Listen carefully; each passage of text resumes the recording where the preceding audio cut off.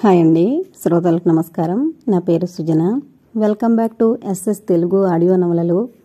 ఈరోజు మీరు వినబోయే నవల నీలి నీడలు, లక్ష్మి గారు రచించారు. ఇక నవలకు వెళ్ళిపోదామా మరి. సారథి తల్లి మేనమామ చెప్పిన మాటలు శ్రద్ధగా విన్నాడే కాని జవాబు మాత్రం చెప్పలేదు. కొడుకు ఎంతకీ సమాధానం చెప్పకపోయేసరికి రత్తమ్మగారు అడిగింది, యారా అబ్బాయి మాట్లాడవు? ఏం మాట్లాడమంటావు? నవ్వాడు సారథి. ఏం మాట్లాడమంటావేమిట్రా? అది మీ అమ్మాయి చెప్పాలా? నీ అభిప్రాయం ఇది అని చెప్పు, లోకనాథం గారు అన్నారు.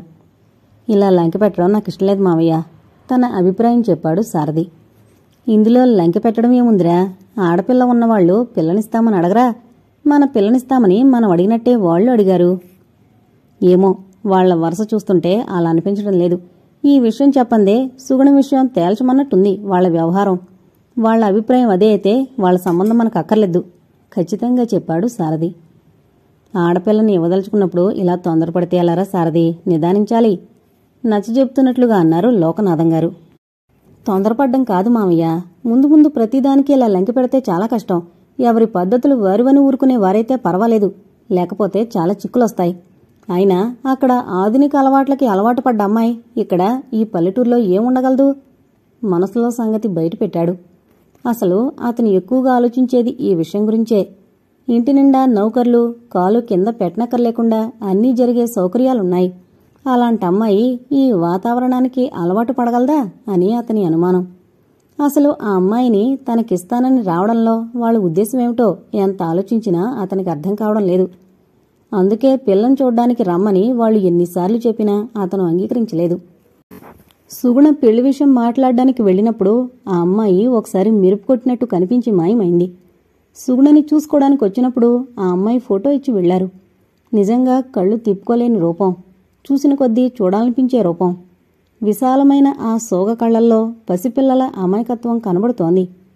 2-3 సార్లు ఆ ఫోటోనే చూసిన సారథి పదే పదే ఆ ఫోటో చూస్తే తన మనసు ఎక్కడ చలిస్తుందోనని సుగుణకిచ్చేస్తూ, ఇదిగో దాచుకో, నీ కాబోయే ఆడబడుచు ఫోటో అన్నాడు. సుగుణ హాస్యంగా ఏదో అనబోతుంటే వినిపించుకోనట్టుగా అక్కడి నుంచి వెళ్లిపోయాడు. అతని అనుమానాన్ని ఖండిస్తూ లోకనాథంగారన్నారు, ఆ సంగతులు వాళ్లకు మాత్రం తెలియవా? ఈ విషయాలేమీ ఆలోచించకుండానే పిల్లనిస్తామని వచ్చారంటావా? అయినా ఆ అమ్మాయిని అడగకుండా మనల్ని అడగరు కదా. నువ్వక్కడికి వెళ్ళినప్పుడు నిన్ను చూసే ఉంటుంది. ఆ పిల్ల ఇష్టం లేకుండా మనతో సంప్రదించరు. ఆ మాట గుర్తించుకో. నువ్వంటే బుర్రంచుకుని కూర్చున్నావు గాని వాళ్ళు నిన్ను నకసిక పర్యంతం పరీక్షించందే పిల్లనిస్తామని వచ్చారంటావా?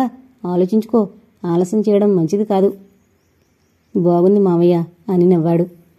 అవునరా, ఈ రోజుల్లో పిల్లల అభిప్రాయాలు అడగందే ముఖ్యంగా ఈ విషయంలో ఎవరూ చేయడం లేదు. వెనకటి రోజుల్లో ఏమిటి అడగకుండా చేయడానికి? క్షణం ఆగి మళ్లీ అన్నారు, నాకు మొదట ఆడపిల్లలైపోయారు. మొదట మగపిల్లలైతే నాకు కాస్త ఆసరా అయ్యేవారు. ఆఖర్ని ఆడపిల్లలైతే నీ మెడలు వంచి ముడెట్టించేవాణ్ణి. అప్పుడు ఈ గొడవలేవీ లేకపోనుగా. సుగుణ పెళ్లి క్షణాల మీద సెటిల్ అయిపోయాను.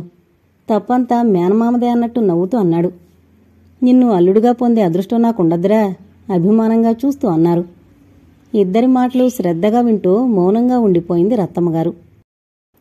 అన్నీ సవ్యంగా జరిగి సుగుణకి ఈ సంబంధం కుదిరిపోతే ఇంకా 5-6 ఏళ్ల వరకు పుష్పకి పర్వాలేదు అనుకుంది. చూద్దాంలే అంటూ అక్కడి నుంచి వెళ్లిపోయాడు సారథి. ఈ పెళ్లి విషయాలు 4 రోజుల పైనుండే జరుగుతున్నాయి. విజయవాడలో రైల్వేలో పనిచేస్తున్నాడని, కుర్రాడు బుద్ధిమంతుడని ఎవరో చెప్తే పినతండ్రిని తీసుకుని విజయవాడ వెళ్లాడు సారథి. ఆ అబ్బాయి హైదరాబాద్లో మా పెద్దనాన్నగారున్నారు, ఆయనతో చెప్పండి, ఆ తర్వాతే పెళ్లి చూపులు అన్నాడు. సారథి పినతండ్రిని మేనమామని వెళ్లి రమ్మన్నాడు. వాళ్ళు అంతా మేమే మాట్లాడతాం కానీ నువ్వు రావాలి అన్నారు. సారథి తప్పనిసరిగా వెళ్లాడు. చెల్లెలి పెళ్లి మాటలకి వెళ్లిన సారథి వాళ్ళందరికీ నచ్చాడు. కాని అతను చేసే వ్యవసాయం వాళ్లకి నచ్చలేదు. ఫలానా రోజున పిల్లని చూడ్డానికి వస్తామని చెప్పి వాళ్లని పంపి సారథి గురించి తర్జన భర్జనలు మొదలుపెట్టారు. రాజారావు గారికి సారథి నచ్చడమే కాకుండా అసలు ఇలాంటి వాళ్లని తమకిష్టమైనట్టుగా మొలుచుకోవచ్చునని అభిప్రాయం కలిగింది. ధనమ్మగారికి సారథి నచ్చాడు. అతను చేసే వ్యవసాయం ఆవిడికి నచ్చలేదు. రాజారావు గారి 2 కొడుకులు వ్యవసాయం అయితేనేం పల్లెటూరు హాయిగా ఉంటుంది అన్నారు. రాజారావు గారు లతనడిగారు సారథి నచ్చాడా అని. అందరి మాట ఎలా ఉన్నా సారథి రూపం లత మనసు మీద శాశ్వత ముద్ర వేసింది. కాని ఆ పల్లెటూరు వ్యవసాయం అంటే లతకి అసలిష్టం లేదు. అదే మాట తండ్రికి నిర్భయంగా చెప్పేసింది. రాజారావు గారు అదే కదా అన్నారు తేలిగ్గా. అదంత తేలికైన విషయం కాదు. ఆ పల్లెటూరి సంబంధం మనకు అక్కర్లేదు ఖచ్చితంగా చెప్పేసింది ధనమ్మగారు. ఓసి పిచ్చిదానా, నీ తెలివితేటలు నా మీద విరుచుకుపడ్డానికే పనికొస్తాయి. మధ్యలోనే మండిపడింది ధనమ్మగారు. మహా పడిపోతున్నారు. పెద్ద పిల్లకి చేశారుగా, డాక్టర్ చదువుకున్నాడని దిక్కుమాలి సంబంధం చేశారు. ఏం సుఖపడుతోంది? గంపెడు మందితో తలతిక్కళ్ళను తెచ్చి దాని గొంతు కోశారు. లతకి మీ ఇష్టం వచ్చిన సంబంధం చేయడానికి వీల్లేదు. చాలా నిదానించి బంగారు లాంటి సంబంధం చెయ్యాలి అంది. ఓసి పిచ్చిదానా, నేను చెప్పాగా నీకు భగవంతుడు శరీరాన్నిచ్చాడే గాని బుర్రవ్వలేదని. ఆయన మాటలు పూర్తి కాకుండానే ఆవిడ కస్సుమంది. ఆవిడ తనని ఎవరైనా లావుగా ఉందనంటే ఎదుటివారు ఎవరైనా సరే సహించదు. మీకిచ్చాడు పెద్ద గొప్ప బుర్ర. ఆ బుర్రతోనే పాపం ఇంతవారయ్యారు. మీ బుర్రం చూసి మీరు మురిసిపోవలసిందే. ఆనాడు మిమ్మల్ని వదిలేస్తే మీరు కూడా అలాగే తలపాగా చుట్టుకుని పొలం గట్లమట తిరిగేవారు. మూతి 3 వంకర్లు తిప్పింది. రాజారావు గారు ఈరోజు ఇలా కాలు మీద కాలు వేసుకుని నిశ్చింతగా కూర్చున్నారంటే అది ధనమ్మగారి ఆస్తి వల్లే. ఆ మాట ఆయన ఒక్క క్షణం కూడా మరవడానికి వీల్లేదు. ఆయన అలా మరిస్తే ఆవిడ సహించదు. వడ్డీతో సహా గుర్తు చేస్తుంది. అందుకే ఆయన అరక్షణం కూడా మరిచిపోరు. ఆవిడతో చాలా జాగ్రత్తగా వ్యవహరిస్తారు. ఆవిడికి కష్టం కలిగించే మాట ఒక్కటి కూడా అనరు. ఎవరినీ అననీయరు. ధనమ్మగారి అమ్మమ్మకి ధనమ్మగారి తల్లి ఒక్కతే సంతానం. ఆ తల్లికి ధనమ్మగారు ఒక్కతే సంతానం. రాజారావు గారికి ఆస్తి లేదు. 2 అన్నదమ్ములు, 2 అక్క చెల్లెళ్ళు. రాజారావు గారే పెద్ద కొడుకు. ఆయన స్కూల్ ఫైనల్ పాస్ కాగానే కొడుకుని ఇంకా పెద్ద చదువులు చదివించే స్తోమత లేక ఆయన తండ్రి ఉద్యోగ ప్రయత్నాలు చేయమన్నారు. రాజారావుకి ఇంకా పెద్ద చదువులు చదవాలని ఆసక్తి ఉన్నా ఇంట్లో పరిస్థితులు తెలుసు కాబట్టి ఎక్కువ రెట్టించలేదు. ఈ రాజారావు ధనమ్మ తల్లి దృష్టిలో పడ్డాడు. కొడుక్కి ఇప్పుడప్పుడే పెళ్లి చేయనని రాజారావు తండ్రి అన్నాడు. కాని ఆయన భార్య, మిగతా బంధువులు, బోళ్లంతాస్తి, ఒక్క ఆడపిల్ల, నీ దరిద్రమంతా తీరినట్టే అని పోరి మొత్తానికి ఆయన చేత అనిపించారు. ఆ వెంటనే పెళ్ళయింది. ధనమ్మ తల్లి రాజారావుని కాలేజీలో చేర్పించింది. కొడుకుని ఇల్లరికం పంపడం రాజారావు తండ్రికిష్టం లేదు. ఈ వైభవం, హోదా చూసేసరికి రాజారావుకి కళ్ళు తిరిగినంత పనైంది. పొట్టుపరుపులు, వైభవమైన జీవితం ఎదురుగా ఆహ్వానిస్తుంటే తుంగచాప మీద పడుకోవడానికి అతని మనసు సుతారాము అంగీకరించలేదు. డైనింగ్ టేబుల్, వాటి మీద వెండి పళ్ళాలు, గాజు ప్లేట్లు చూస్తుంటే తానింట్లో సొత్తుగిన్నెలు, కిలుం పట్టిన ఇత్తడి సామాను గుర్తుకొచ్చి మనసులోనే ఎంతో సిగ్గుపడ్డాడు. ఇక్కడ గుమ్మాలకి, కిటికీలకి కట్టిన ఖరీదైన సిల్కు తెరలు చూసి తనింట్లో పక్క మీద మాసిపోయిన చవకబారు దుప్పట్లు తలుచుకునేసరికి అతనికి వెలపరం వచ్చింది.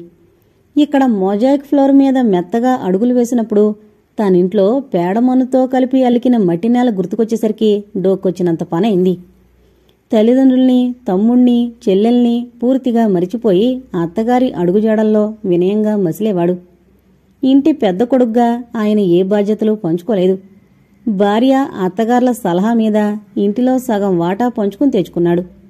ధనమ్మకి మొదట ఆడపిల్ల పుట్టడంతో ఆవిడ తల్లి ఎంతో బాధపడింది.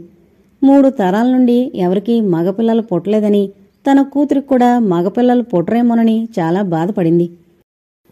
ఎన్నో నోములు, వ్రతాలు కూతురు చేత చేయించింది. ఎన్నో దేవుళ్లకి మొక్కింది. ధనమ్మకి వరుసగా 2 మగపిల్లలు పుట్టారు. ఆ తల్లి ఆనందం అంతా ఇంతా కాదు. ఆఖరణ లత పుట్టింది. లత అంటే అందరికీ గారాబం. పెద్దపిల్ల విమలని డాక్టర్ చదువుతున్న ఆనంద్కిచ్చి పెళ్లి చేసి అతని చదువవగానే హైదరాబాదులోనే క్లినిక్ పెట్టించారు. అది ఆనంద్ తల్లిదండ్రులకు అసలిష్టం లేదు. వాళ్లకి వీళ్లకి ఎంతో వాదనలు జరిగాయి. కాని ఆనంద్ అత్తమామల వైపు మొగ్గడంతో వాళ్ల వాదన ఓడిపోయింది. ఆనంద్కి స్నేహితులు ఎక్కువయ్యారు. ఖర్చు విపరీతంగా చేయసాగాడు.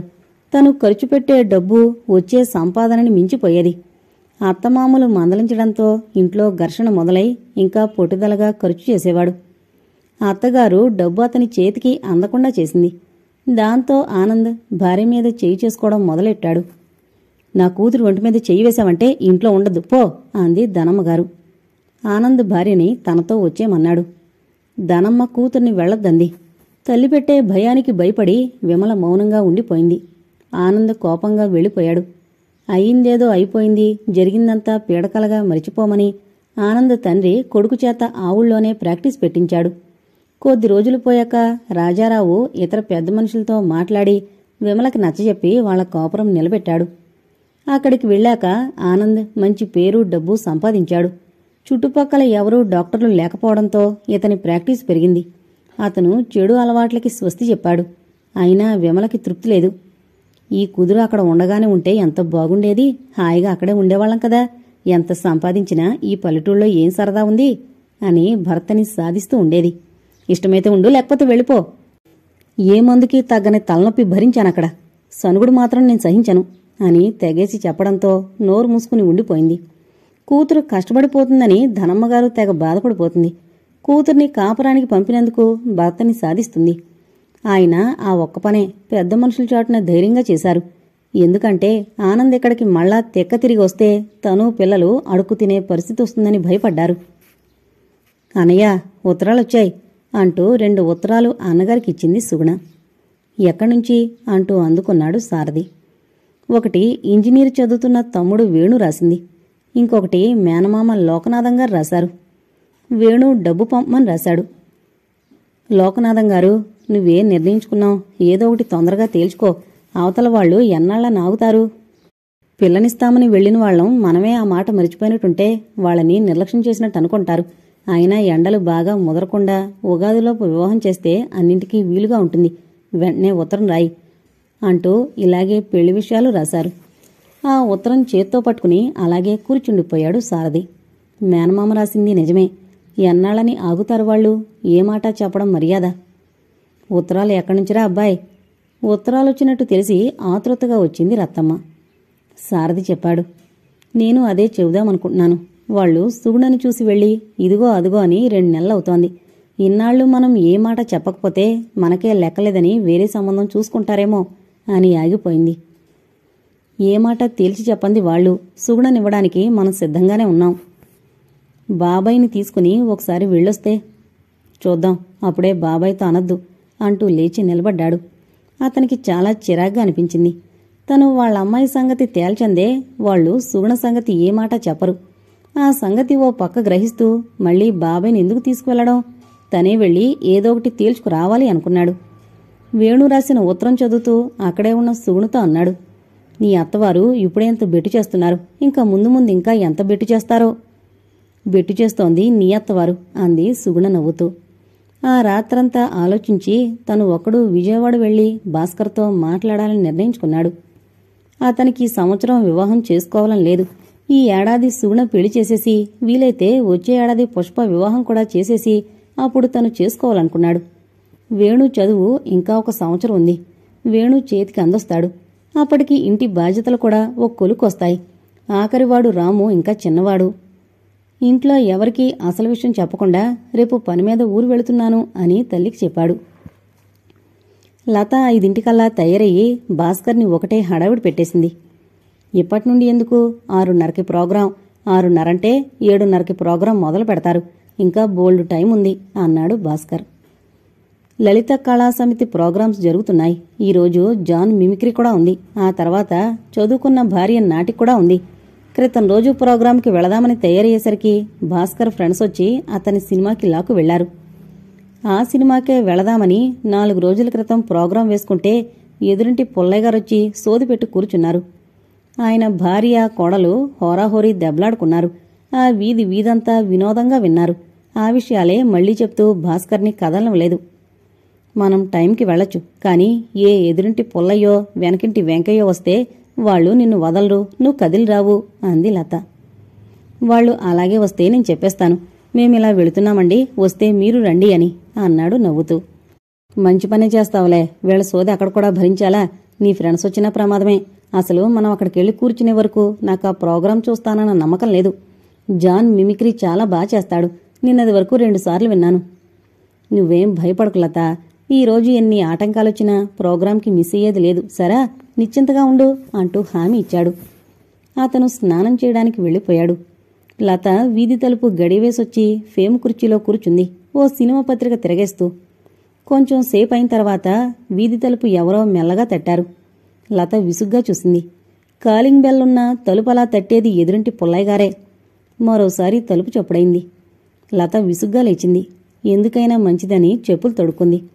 ఆ ఎదురింటి పుల్లయ్యగారు ఎక్కడికైనా వెళుతున్నారా అమ్మా అని అడిగితే మరేనండి అని టపీమని మళ్ళీ ఆ ముసలాయన కూర్చోకుండా వెంటనే వెనుతిరిగే విధంగా కాస్త గట్టిగా చెప్పాలనుకుంది.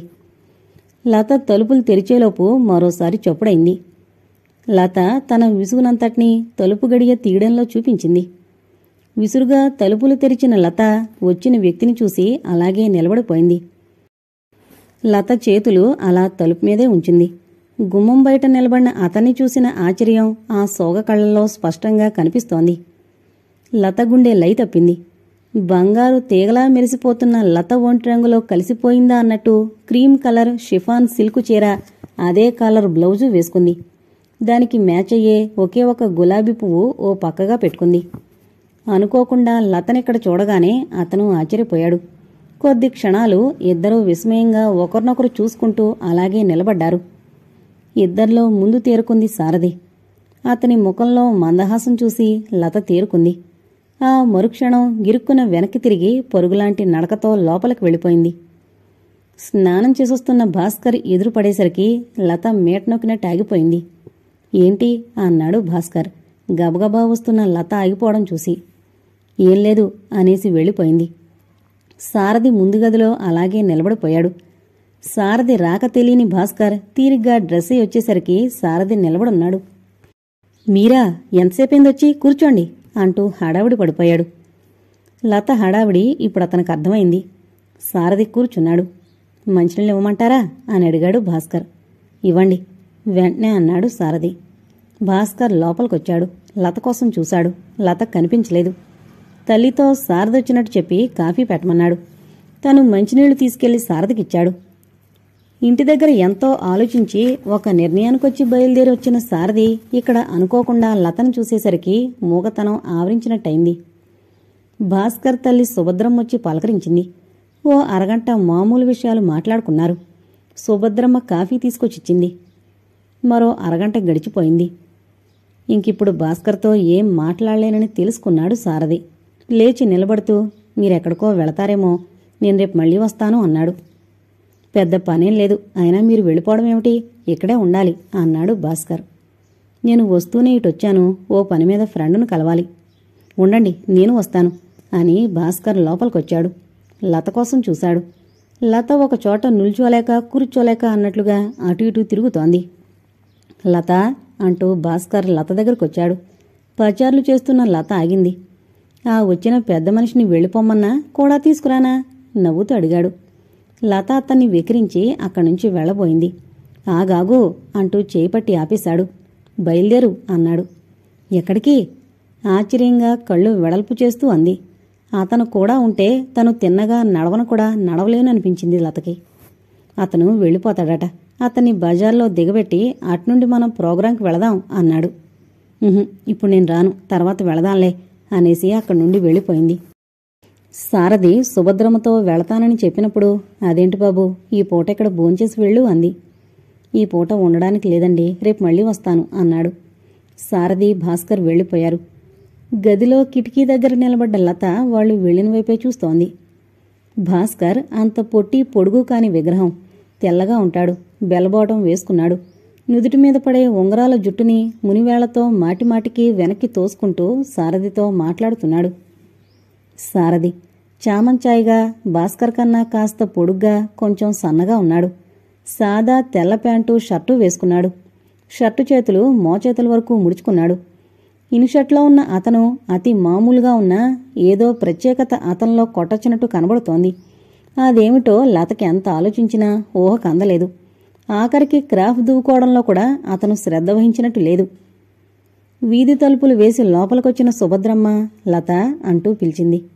లత కిటికీ దగ్గర నుండి యువతలకొచ్చింది. లత ముస్తాబు చూశాక ఆవిడకప్పుడు గుర్తుకొచ్చింది ఎక్కడికో వెళదామనుకున్నారని. ఆ అబ్బాయిని చూశావే అని అడిగింది.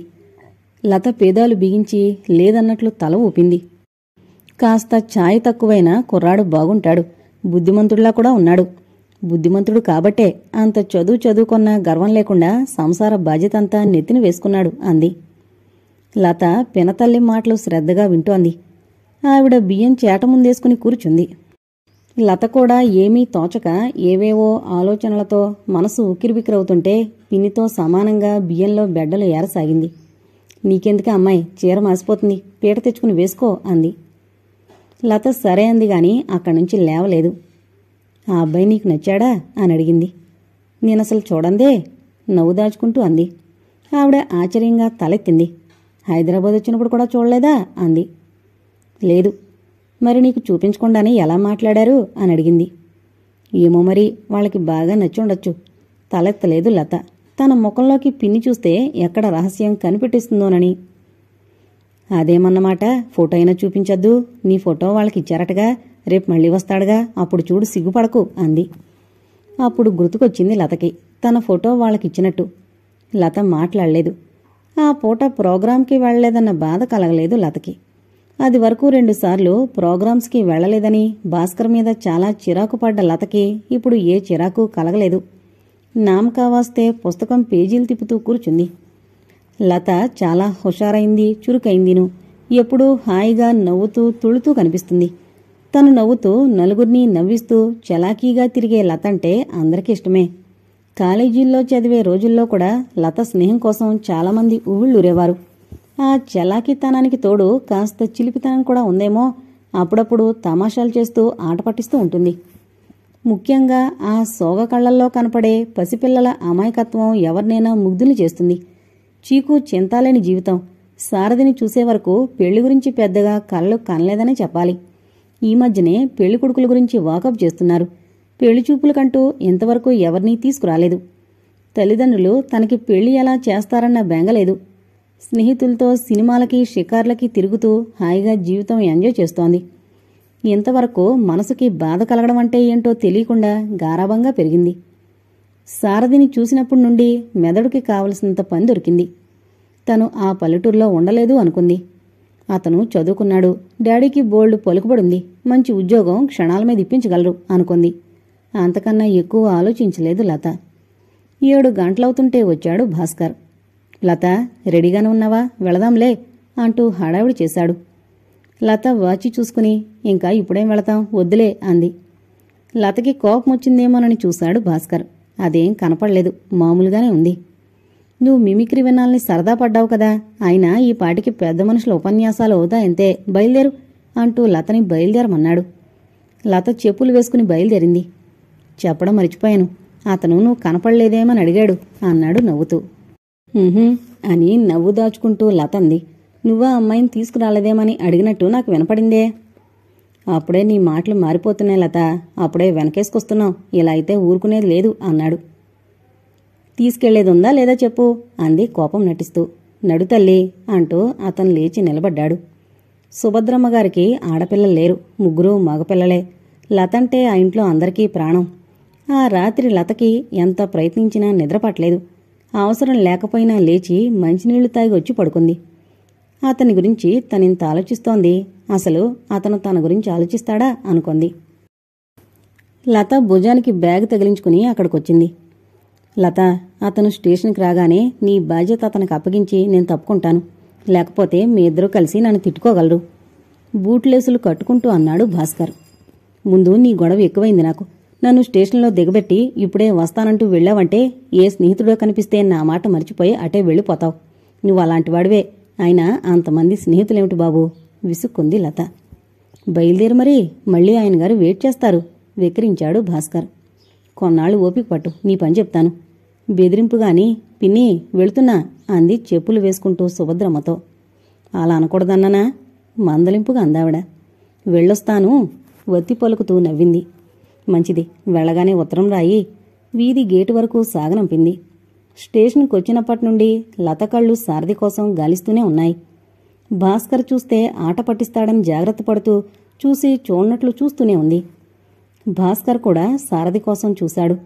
క్రితం రోజు సారథొచ్చినప్పుడు ఈరోజు లత వెళ్ళిపోతుందని చెప్పాడు. పెళ్లి మాటలు జరుగుతున్నాయి, రాకుండా ఉంటాడా అని అనుకున్నాడు. బండొచ్చింది. లతది సైడు బెర్తు. బండొచ్చే వరకు సారథి ఇంకా వస్తాడని ఎదురుచూసిన లతకి బండొచ్చేసినా అతను రాకపోయేసరికి మనసు అదోలా అయిపోయింది. తను క్రితం రాత్రి అతని గురించి అంత ఆలోచించింది. తన గురించి అతనికి ఏ ఆలోచన లేదేమో. లేకపోతే స్టేషన్కి ఎందుకు రాడు? తనకి ఇద్దామనుకున్న అమ్మాయి ఖాయం కాకపోయినా మాటలు జరుగుతున్నాయి. ఎదురుగుండా కనిపిస్తే మాట్లాడాలి అని తోచదా? ఊరు వెళ్ళిపోతుందని తెలిసినప్పుడు మరోసారి చూడాలనిపించదా? భాస్కర్ చేతి మీద గిల్లడంతో ఉలికిపడి తలెత్తింది. ఏంటన్నట్లు చూసింది. ఏంటంత పరధ్యానం? అడుగో, అతనొస్తున్నాడు, నేను తప్పుకోనా అన్నాడు. లత గుండె జల్లుమంది. అతని గురించి ఆలోచిస్తూ పరాగ్గా ఉన్న లతకి అతను వస్తున్నాడని వినేసరికి గుండె క్షణంసేపు లైతప్పినట్టయింది. లత తల తిప్పి చూసింది. క్రితం రోజుదే, తెల్ల ప్యాంటు, తెల్ల షర్టు. అతని కూడా ఇంకొక అతనున్నాడు. సారథి అప్పుడే లతకేసి చూశాడు. లత మెల్లగా చూపులు మరల్చుకుంది. సారథి కూడా వచ్చినతను వెళ్ళిపోయాడు. సారథికి ఎదురు వెళ్లాడు భాస్కర్.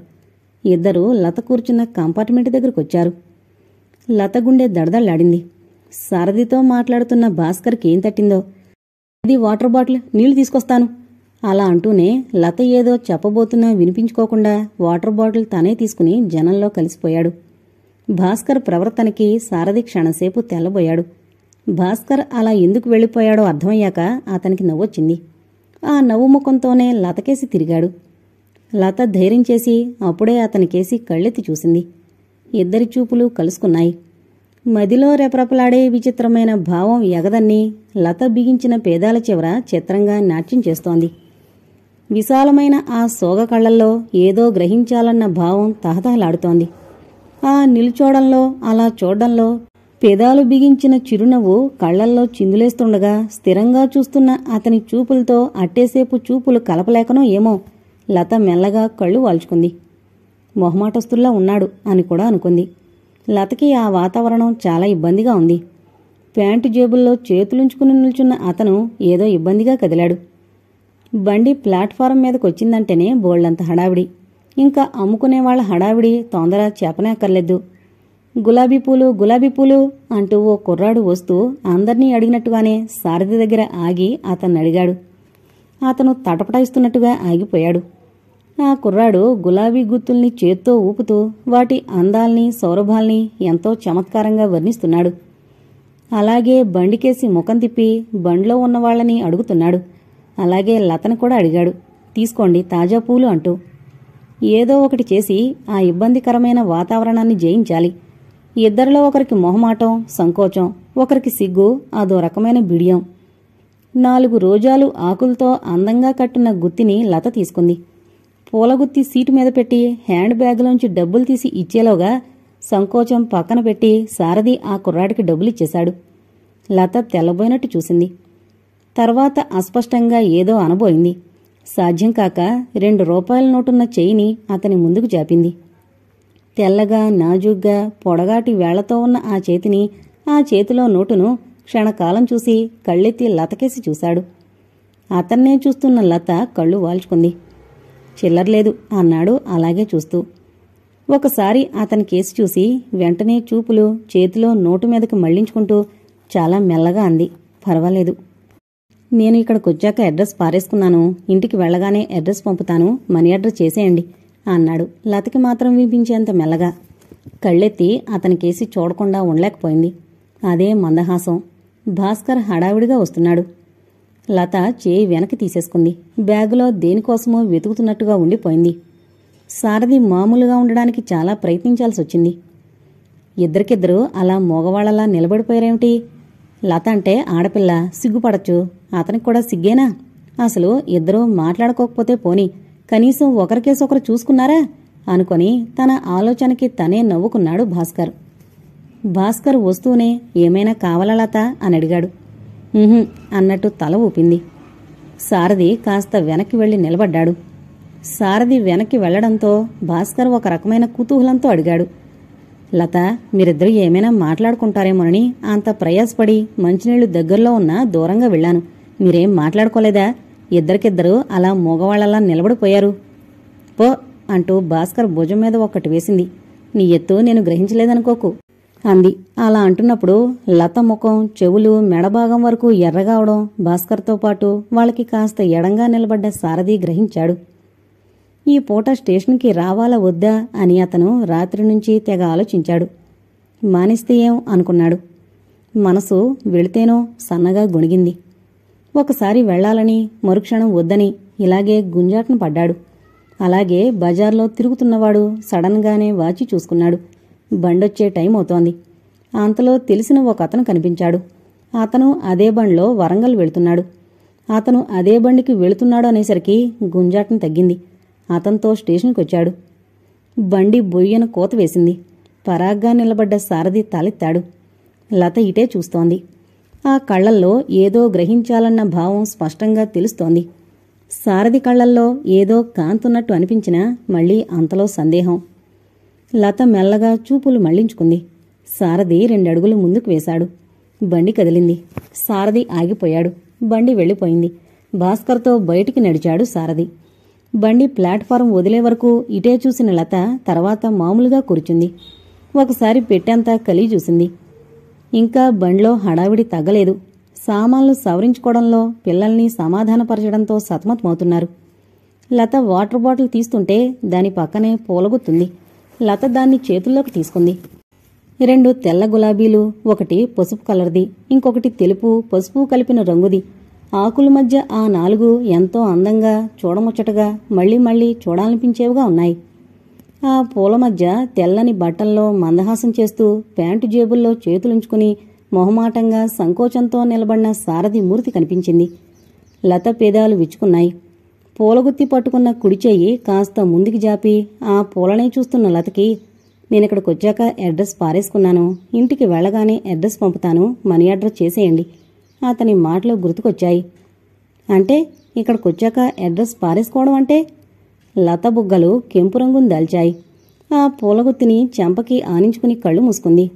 లత అలా ఎంతసేపుందో ఉలిక్కి పడ్డట్టుగా కళ్ళు తెరిచి తనని ఎవరైనా చూస్తున్నారేమోనని చూసింది. ఒక 10 ఏళ్ల అమ్మాయి తనకేసే చూస్తుండడం గమనించి ముఖం తిప్పుకుని బయటికి చూడసాగింది. బయటకు చూస్తున్న లతకి సారథి రూపం తప్ప మరేమీ కనిపించడం లేదు.